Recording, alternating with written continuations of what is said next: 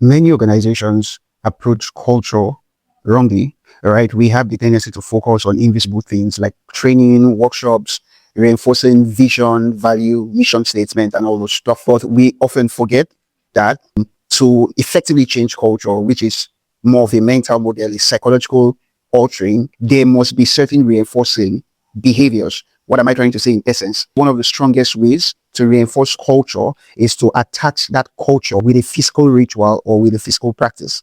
For example, as simple as reinstating or enforcing a culture of punctuality and enforcing a standard or a dress code can do a lot to the mind of people.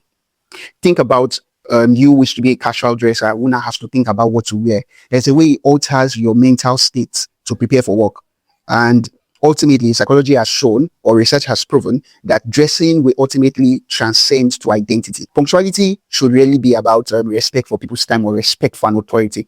It should, as much as be about respecting people's time, respecting the energy zones or the commitment of other people, it should also be a precursor to planning, to observation, to reasoning. Because when you rush into a meeting or when you rush into a gathering, you would not be mentally predisposed to capture things as you should, right? So the point is, one of the ways to effectively transform the invisible things, which is the psychology, the archetypes, the mental models that run your organization, is to attach physical rituals or physical compliance or physical standards or changes. But if you enforce this alone without appropriate explanations, it will become compliance, right? And compliance doesn't mean you have a culture. It's just people trying to do whatever to get by in the organization, right? So you want to explain this enough so that the culture flows through the bucket or flows through the container of those physical compliance measures. So don't forget, as much as you're attacking the invisible things, focus on physical things that can reinforce or can be conduits of the invisible things you want to pass through.